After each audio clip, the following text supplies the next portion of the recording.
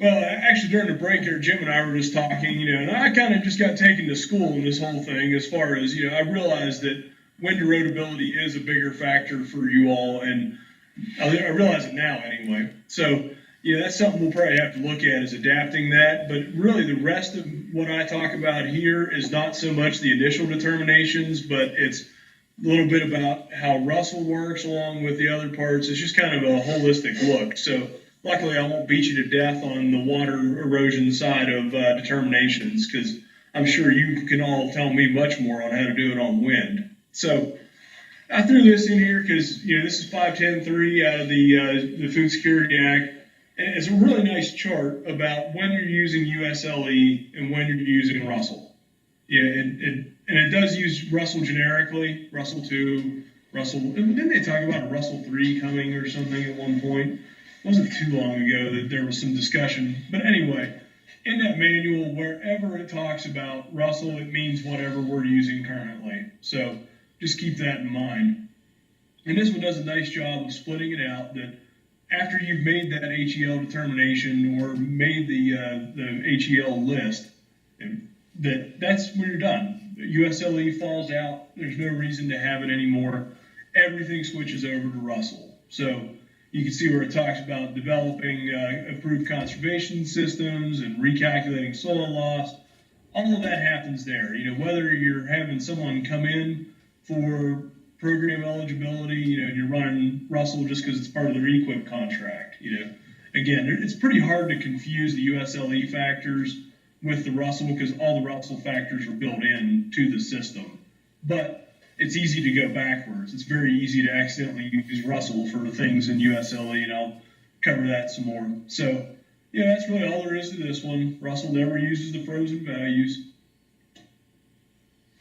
So, this is delving into the SRC side, and I developed this with our SRC. So, if you see anything here that just absolutely you can't live with, throw that coffee cup at me or something. But what we had decided there was it was worth the time to talk about conservation plans versus systems because it becomes very confusing.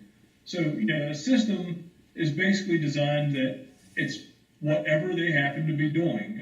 For those of you that are doing the compliance reviews right now, how many people actually have a written plan when you go look at their fields? Few? Yeah, very few, especially if we haven't worked with them in a very long time. I would guess that's true for us in the East too. I'm saying maybe 15% of people have a conservation plan. It's maybe not even that high, to be honest, because when I showed the farm bills originally, when I was just saying that's the legal basis for all this, I believe it was the 96 farm bill is what got away from us requiring a written plan. They just said a system that does substantial reduction that I have up here, A1, is good enough. And that system is whatever they happen to be doing, whether it's no-till and cover crops or whatever they're up to, that works. But an actual plan has to be a document that's documented and written out. More likely, I see actual plans from people who were found out of compliance, and then we went through the process, and they ended up with that 45 days to adopt a practice or a plan and a year to implement it. We do see those from time to time, but more likely than not, you'll see a conservation system, and when you're doing compliance reviews, you're looking at basically, okay, buddy, what'd you do? What was your last system? What was your rotation? That kind of thing. So, substantial reduction. I had asked this question a little bit earlier. This one's very difficult to see, but again, as a teaching tool, it'll be there for you. Basically, what this one is saying is, remember in the earlier one, I said a conservation system, written or unwritten, is doing substantial reduction. What they're saying here is that first row is that if it was prior to 85 and the plan has been approved prior to 96, then they're considered to have met. And this is a really rare one to see, but every once in a while you'll see these because maybe in your field office tech guide somewhere buried, everyone's forgot about it, but they have the alternative conservation systems. In the early 85 to 95, if you got an HEL determination, you can pretty much pick out a con plan and say, okay, I'm going to follow this one. I'm going to rotate. I'm going to do this, that, and the other. I'll plow my beans and no-till my corn, whatever they did. If they're still following that, they're considered to have met the substantial reduction. Even if RUSLE shows otherwise, they're following the plan we gave them, and that's that. So that's very rare. You don't see it a whole lot, but it does happen. Yeah, and in this one, the second row there is talking about used to produce crops prior to 95 or 85, excuse me, and has a conservation system that was approved after, or sorry, it's a conservation system or a plan, either one. Again, doesn't have to be written, but it was put in after 96. Then they have to meet the substantial reduction of 75% reduction of potential erodibility, which I've done this for a while and I really don't understand what that means. Jim, I think maybe it has to do with if it's water erosion, putting in diversion ditches to cut down your slope lengths, maybe. Does that sound right? It would be 75% of the PE, but not to exceed 2T. Right.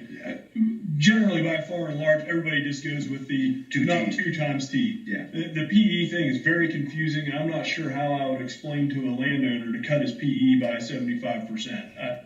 No clue. So anyway, the 2T is what becomes that. So remember, when we're talking 2T here, we've switched out of the USLE world. We went past that, now we're into RUSLE stuff. So whatever is the current data, and it should be in your RUSLE databases, whatever's in there should be current. I'll talk about that a little bit too. But then the final row is just talking about, this is sod busted stuff. And the way they write this one is really confusing. I hate to leave it in there, but basically it's saying if it wasn't producing crops, that they're held to T. And this one says 96. I really think it should have said 85. But at one time I knew what they meant. This one actually lays it out a little bit better, but I have them both in there. So again, back to the whole, is it highly erodible and crop prior to 85, and they have a plan on file before 96? They're meeting. It's good. Now, if they have gullies, I think that could kick them out. But again, I don't think that's an issue for you all. I'm probably just going to concentrate on the lower row there. It explains the sod bust a little bit better.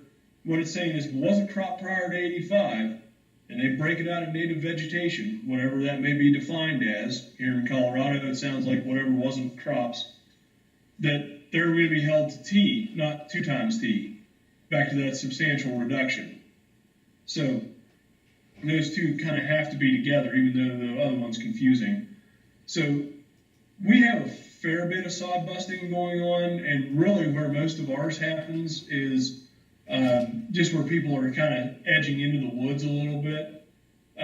Technically, if they're bringing land into production, it should have an HEL done. For those of you that are doing wetlands also, if they want a wetlands determination, they need an HEL determination to go with it.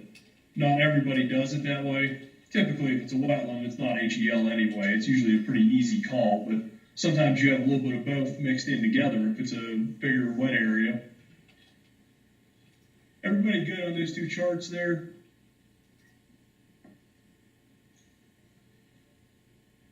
Okay. I have a couple of questions. So Sure. we'll talk about abandoned cropland and how that might fit into this scenario and what that might mean and how this might relate to CRP a little bit. I can try that one. Jim, would you rather take that? I'm not sure I understand the question. Okay. If I'm catching you right, you're talking abandoned cropland as far as it was producing before 85, and then they let it go at some point after 85? Right. Okay. Let's say it hasn't been cropped for 5 years. Is that potentially a sod busting situation if they decide to crop it again? Personally, I would say no, that because it was cropped in 85, you're stuck on that condition, that even if they let it go, as far as I know, there's no abandonment provision for HEL. There is for wetland. I'm sorry? And that only applies for wetland determinations? Yes, as far as I know, you can abandon farm wetland or farm wetland pasture, but you cannot abandon PC or non-wetland. So I would assume the same would hold true for HEL. Okay, No, the HEL, if it's an HEL map unit, it would still be an HEL map unit, and since it is not a sod bust, if it was growing crops prior to 85, then you're right back to, except there is no system that you can bring in. There is no ACS. I mean, you'd be using current technology to reevaluate the system. Does that make sense? yeah, so I guess for HEL, we're not concerned about abandoned cropland. I guess that's my. No, as long as it was cropped in 85, I mean, that's your benchmark. If they let it go back and then bring it back out, I think they're okay to do that. But like Jim said, yeah, it still is HEL, obviously, and they would have to follow the plans, but they'd be held to 2T, not 1T. So Okay. That's the only difference.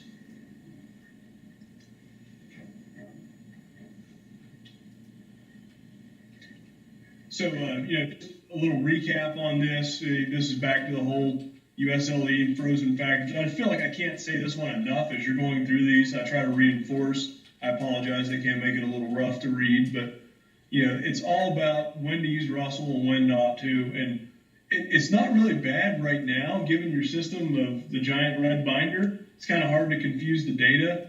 We found that while we felt it was helpful to go to putting all the HEL into spreadsheets and having all these wonderful tools, it brought in the potential for misuse. That's why we have to re-stress.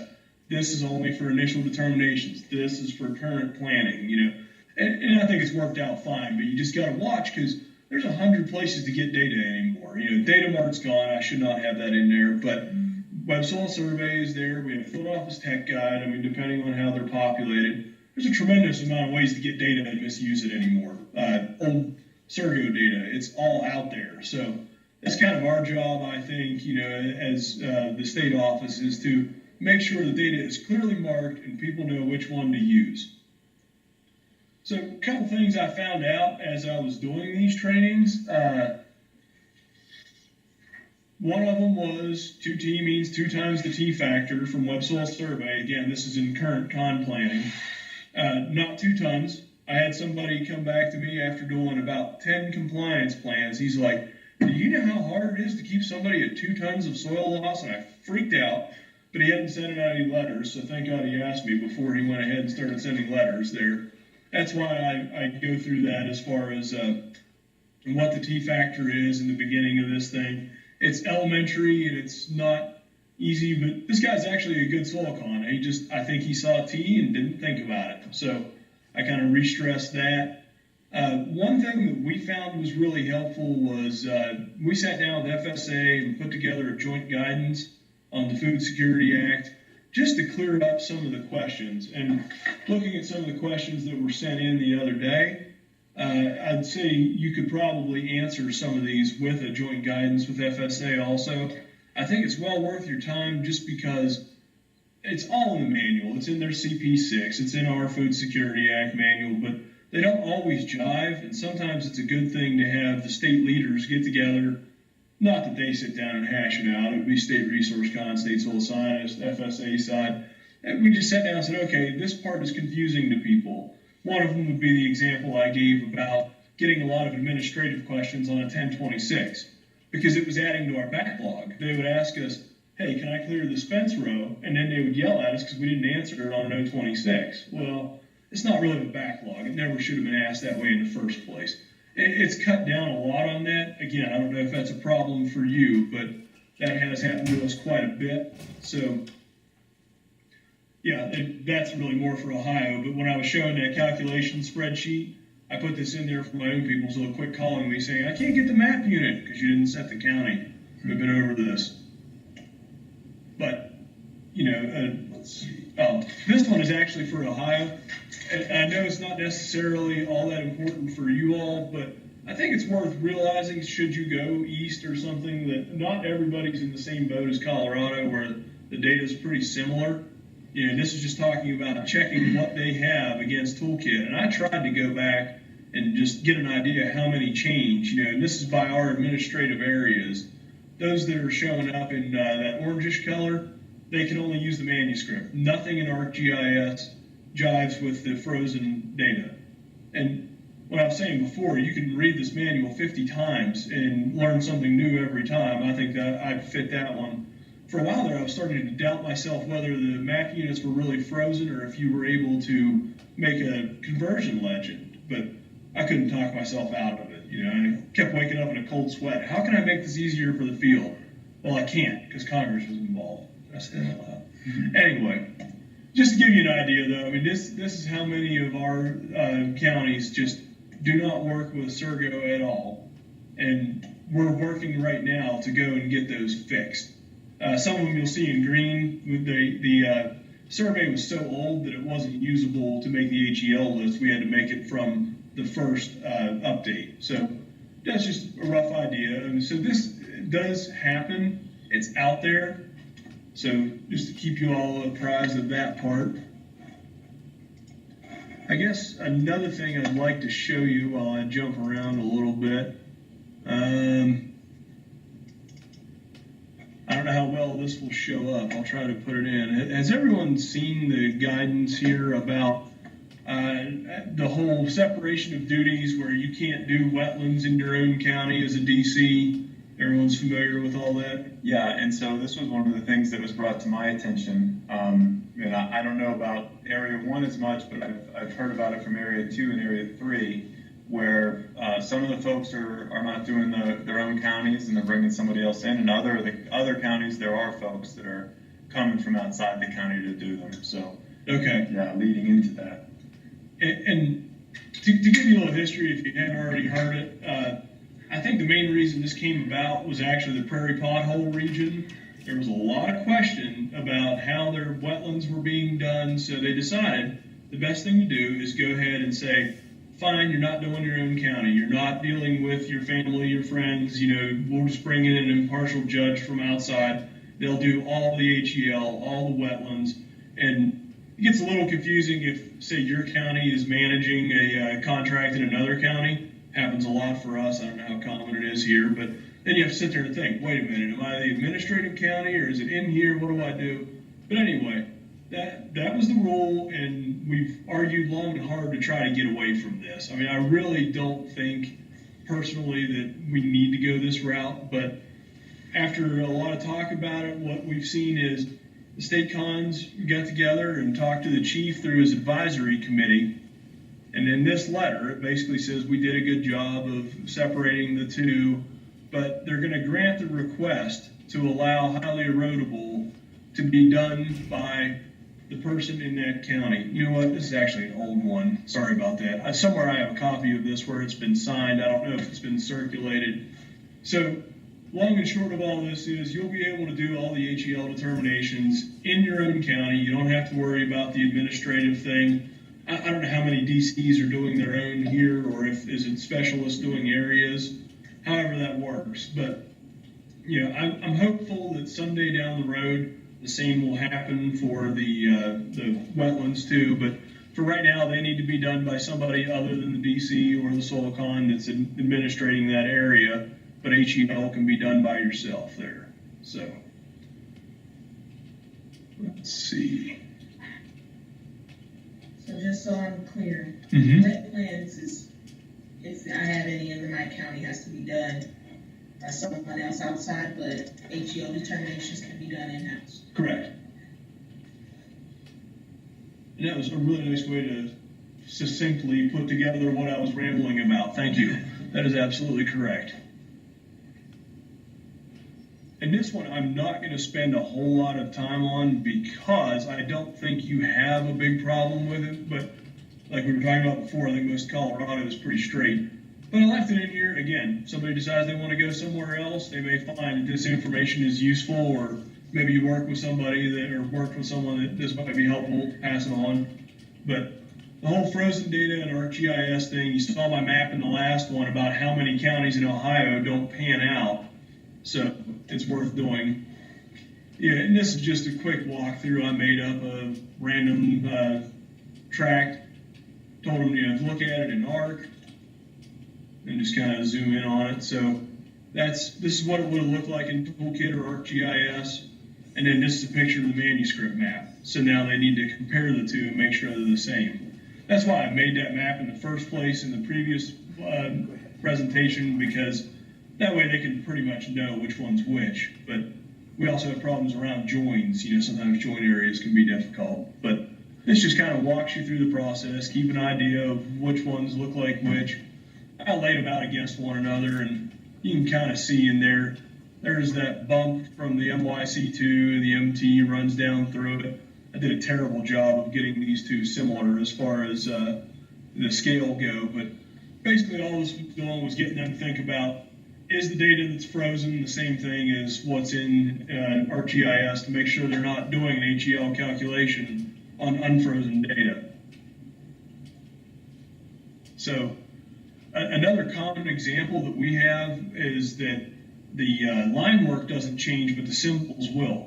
That might be a more common thing to happen to you here in Colorado. Again, don't know, but this is where I just kind of walked them through. It's very difficult to see on that screen there, I think, but this MYC2 on the left went to a GWX C2, I think.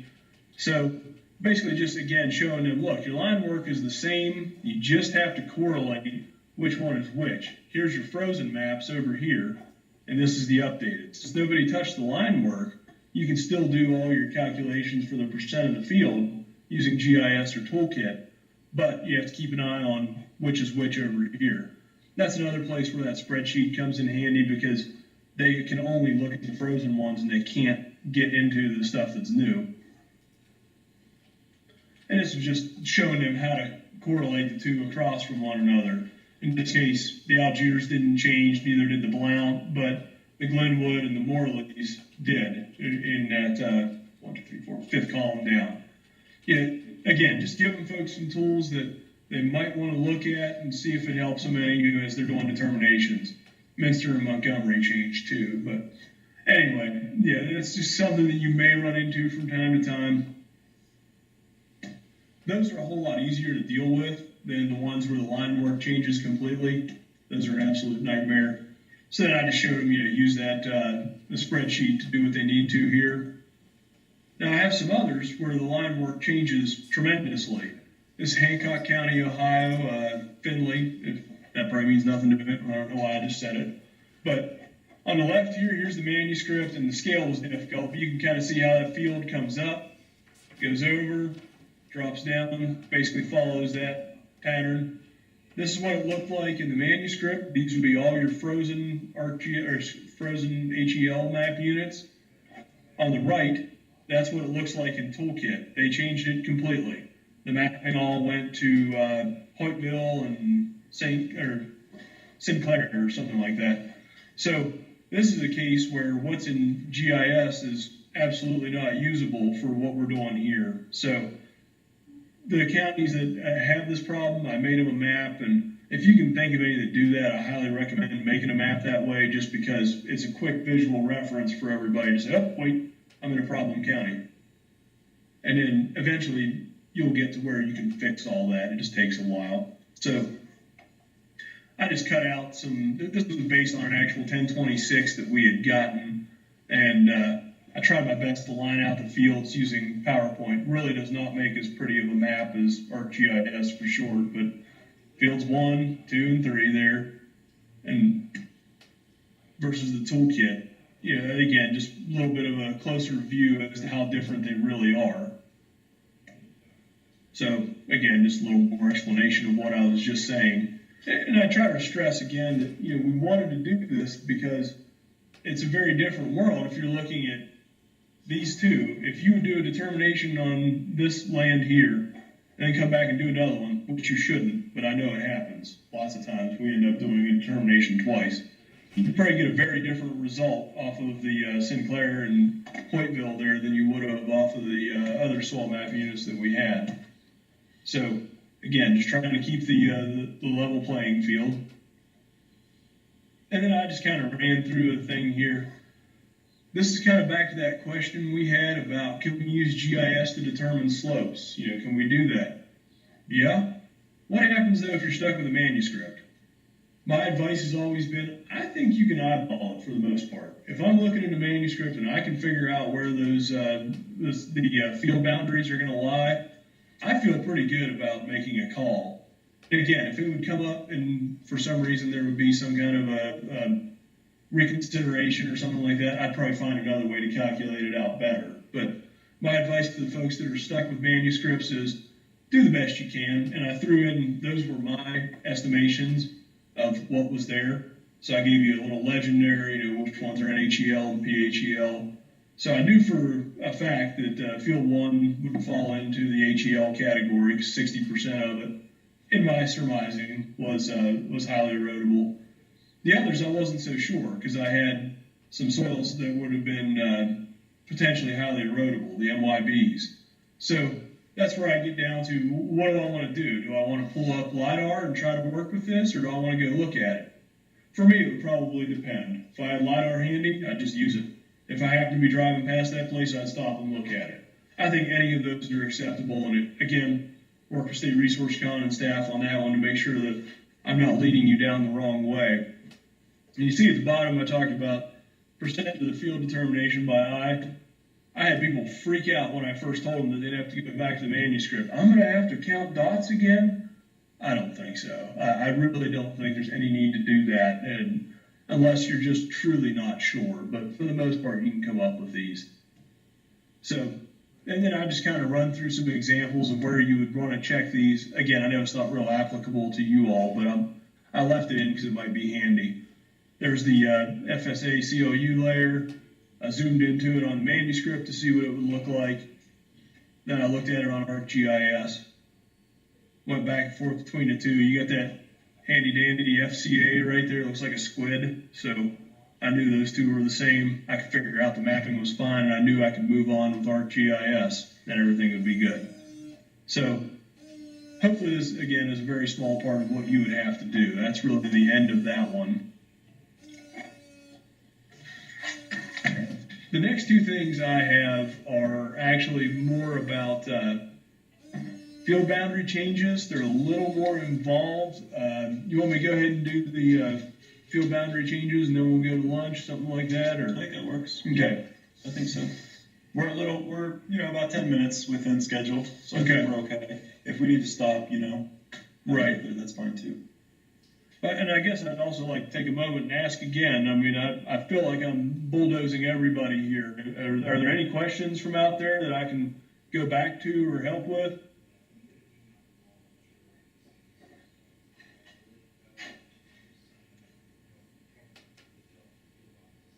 All right, hearing no objections, moving on.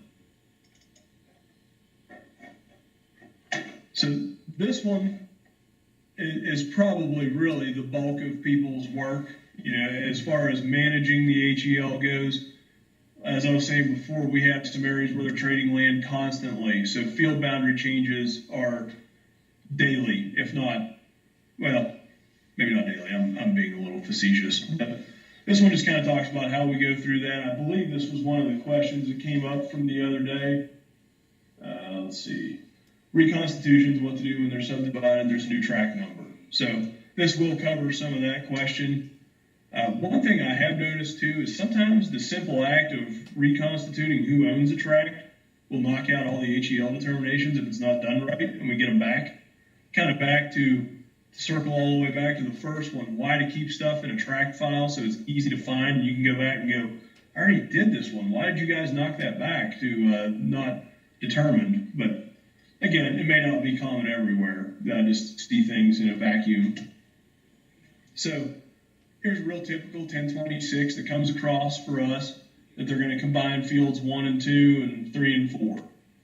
Why, I don't know, but they're asking for a determination on that. Oops. So I tried my best to make something that would show up, and no matter what set of colors you pick, no one's ever happy. But I just threw the call outs in there. That the number at first is the field number, and then of course there's your HEL class, and then the acres is below it. So that's really all there is to this entire map. This was an actual farm that we had there. So it's 25 acres in field 1 and 13 acres in field 2, if that's hard to see. So the next one really just, I zoomed in a little bit. That red really does not show up well on the black or on the brown or whatever. But that's just a little closer view of that.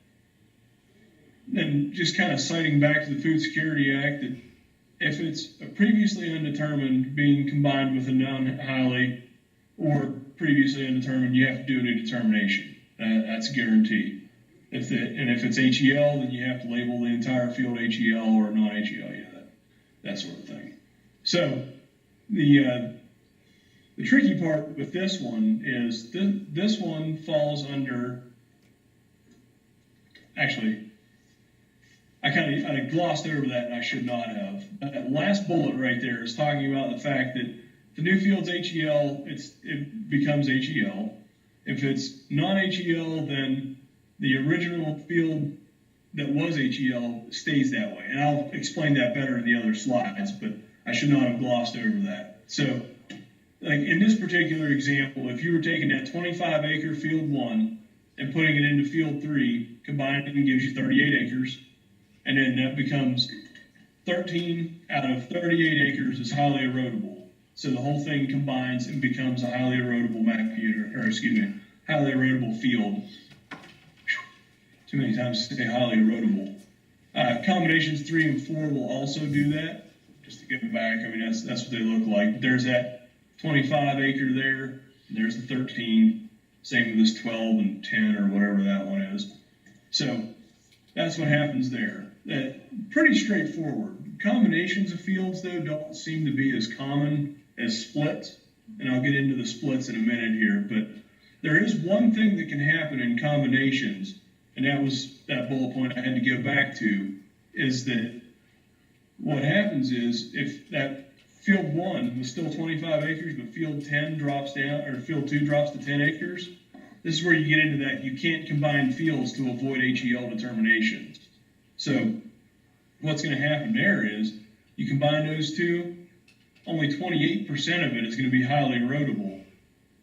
But now because you can't do that, according to 511, there's something that we would have done on paper copies that you can still do it here, sort of.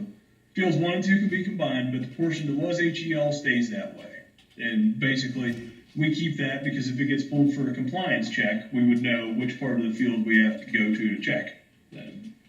So really what the Food Security Act says is you're supposed to put in a set of brackets or train tracks, I forget what they call them exactly, and you're trying to show that this area below the brackets is still HEL, and what's above it is non-HEL, even though this whole field has been combined.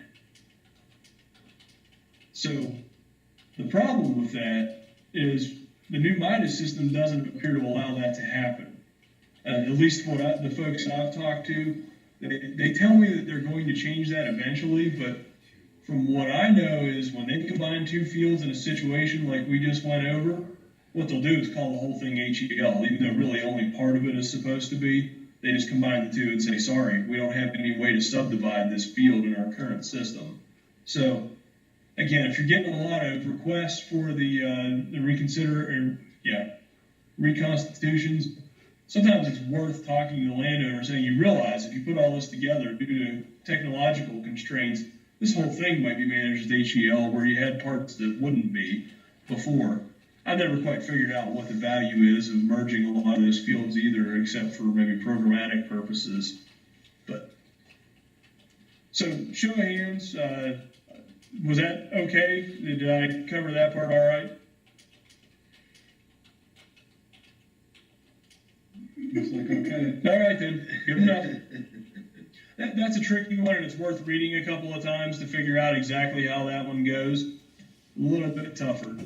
And this is the one that I expect you see a lot more of, and splitting the fields. You know, and again, no idea of scale of what I was up to, so I just said it's an 80-acre field, it's 40 of HEL and 40 non-HEL, please don't check my calls against the actual frozen list, because I did not do that. I was just throwing this in there. So, a pretty basic example there. If they're just going to split it east and west, this one's a really easy call. I mean, right side goes HEL, left side goes HEL. You're done. It's nothing like what we just went through before.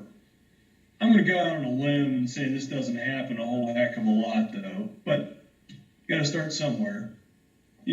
Kind of more likely scenario is what you're seeing here, where they're going to split out some weird random corner of it, and it's going to be partial HEL and NHEL. Again, you guys are lucky here, so you can just go ahead and do HEL and NHEL based off of your percentages. You run it through Toolkit, and you decide whether it meets 33 1/3 or the 50-acre rule, and call it a day. There's really no problem there. Where it gets a little bit trickier is if they come in and split again. So, field 1 stays the way it was. Now they want to split field 2 into fields 2 and 3. Really, again, all you got to do is calculate, but it can be very difficult when you have one that's all non-HEL, but it had, say, 25% of potential or highly erodible map units. They want to split it out so all of those are in one field. It's just a constant recalculation of the factors, and in some cases it means you have to go look at them out in the field, unless you have digital elevation models and state leadership is okay with using them for that purpose to figure out your percent slopes and lengths. So if you have, I put PHELs, they're not necessarily all that way. If 1026 comes in and they want to split a field into, it's a previously determined one, mind you, into 2 fields. The original is NHEL and has less than 33% HELs or PHELs. Do you have to go to the field to look at it, or do you even need to look at it on ArcGIS?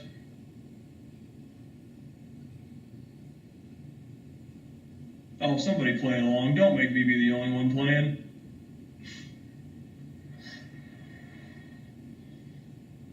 Okay, show of hands. Who thinks that you could just do it from the office? Are they raising their hand? No. Okay. Well, I saw 2 hands go. all right. Yeah, you're right. This one can be done from the office. It's not a problem.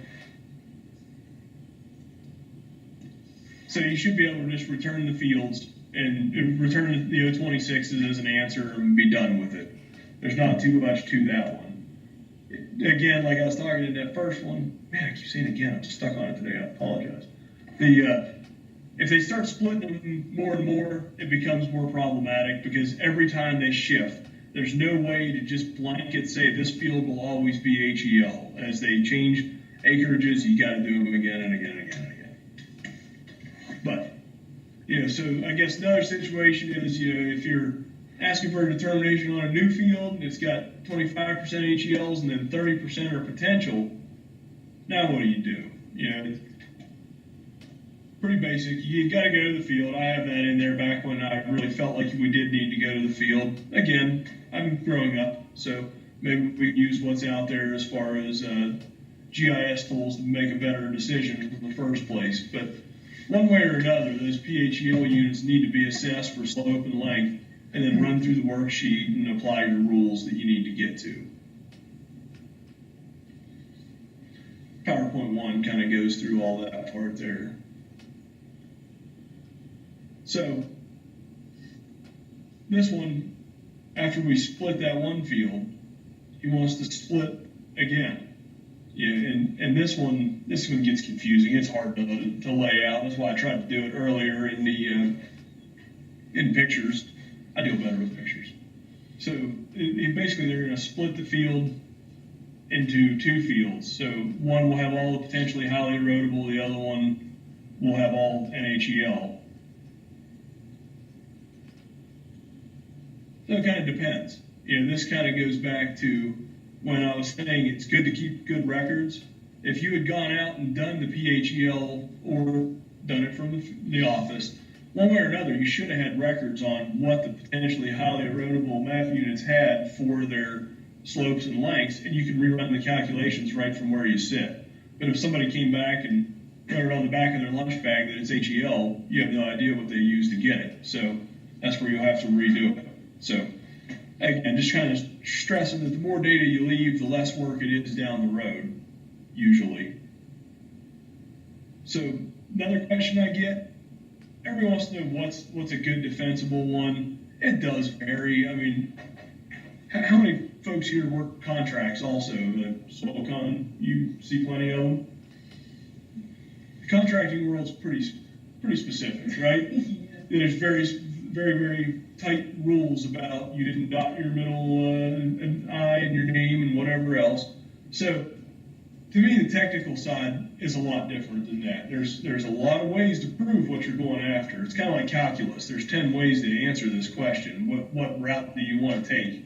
So I was just trying to stress in this one that the more data you have and the better organized it is, the more defensible it is. But it's hard to beat having your map units all into that spreadsheet that will show everything. That tab 2 that I showed in the one is nice to print out because it's just a easy to read thing. You're still going to have to transcribe it onto the 026. I don't think I mentioned that. Some of these HEL tools out there for ArcGIS will generate the 026 for you and spit it out. It's really pretty neat. Again, we're working on it. I still haven't decided whether I want to go that route because there's so much training time that goes into learning it. I'm not sure that it saves us anything. But anyway, back to this. Of course, you'll need your soils map, copy of the NFSAA map, Con 6 notes, anything out there, con plan if they want it. I actually had some counties not too long ago that were still requiring the 027. Does anybody remember the 027, what it is? It was the answer to the 026. It was us proving to FSA that they had a con plan on record. And I had to go talk to them for a while and explain that they don't have to have a con plan anymore. But every once in a while, you'll see those in there where it's proving that it's there. So I guess now we're back to questions and answers. If anybody has any. Hopefully you have the answers. I have the questions. No? Oh, your one example, you said that he was going to split the field 1 and 2 to become one field would go non-HEL and one would go HEL. Right. During that example you had, wouldn't that determination fall under that you can't split the fields to do that though? Well, on the split, I think you can't combine to get out of an HEL. You can't keep making the field bigger to get to that rule. Okay. But I think they can split out as long as what was HEL stays HEL. Okay. So that one, I might have to look at that and reword it. Let me check on that one. That one's always been a tough one to put out there. But I'll double check. Yeah. I hear somebody. So with the 96 Farm Bill, a written conservation plan for compliance was no longer required. Is that correct? Okay. Yeah. So when we're doing a compliance check, there may not necessarily be a plan in the file. Right. Okay. And so you're looking to see if a system is still in place. And the system can be nothing more than the producer's records. A lot of them will have, I planted corn no-till and beans tilled, and they have their rotation, and that's what you plug into RUSLE and becomes the system. It's an informally documented system of some sort or another.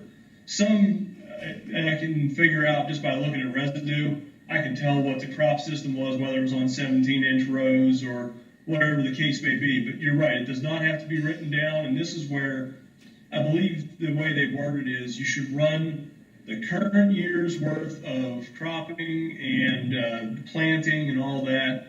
And then if you feel like you need more information because it might be out of compliance, you would talk to the landowner or the operator or whoever to find out what was their whole system, what's the rotation that you would use for RUSLE to see if they're over 2T or not.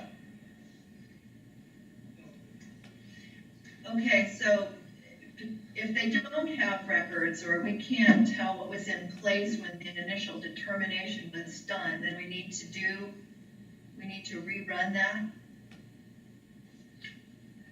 Not for the HEL determination, but for the, you're talking strictly for the compliance checks, right? Yeah. I don't know what I would do if I didn't have good records or couldn't tell what they had been up to.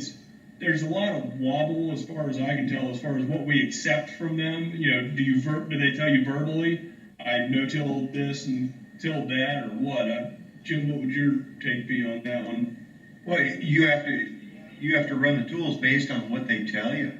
I mean, if they don't have it written down, then it's okay. Tell me what you're doing, how to set this up. You know, if you can't go back to written documentation, you're relying solely on what they give you verbally.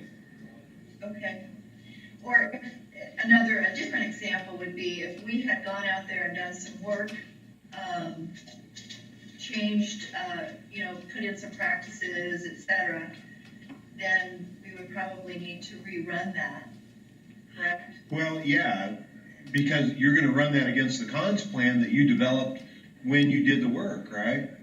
I mean, we have to, if this is something where we did something on equip, then we've got a cons plan, right? Then you've got your system documented, right? Yeah, right. Okay. Then that's the scenario that you're going to work off of, right? Mm-hmm. And you reevaluate their system using current technology, and that tells you where you're at, right? Yeah. Okay. And hopefully this is all filed together.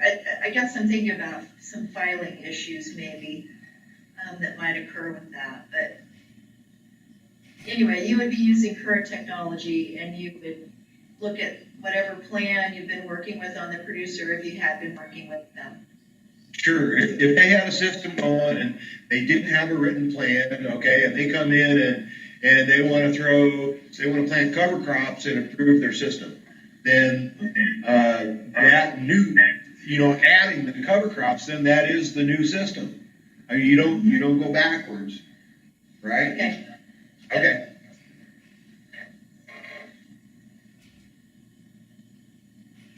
And you're right, the filing can be a real pain. What I've generally told our folks to do is keep that track file with any of the initial determinations and then stick another folder in there for any type of compliance check or a 569, whatever we might have done, because it always stays with that tract regardless of who owns it. So, and it can be tough. I've seen offices that have a wall as big as this room of nothing but the tract folders. Yeah. There's probably some other stuff, but I used to work in a county where we had a lot of wetland determinations and HEL determinations and, properties were sold and landowners were changed. And so we maintained two separate systems, one by county, by tract, by field. And then we had that same documentation in the producer's case files too. And so we could go find it in two different locations if we had to. And it was appropriate to do that. It was easier for new people to come in and find that information. So that was right. That's where I was saying earlier, Rita. We've never gone so far in Ohio as to specifically define what we wanted as a filing system. I prefer to leave things as vague as I can in policy. So where it says you need a filing system, I just whine and nag and try to get them to go to tract files instead of trying to write it down, because there are valid reasons not to do it that way sometimes, or to keep two separate. If you get too narrow, it becomes difficult to be flexible. So I'm all for that.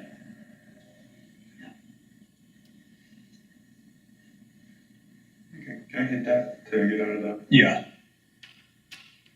Okay. So any more questions from the field, or anybody have anything on some of the stuff that we just covered? All right. Steve, do you think it's a good time to go ahead and do the break for lunch? I think it would be great. And then we'll pick up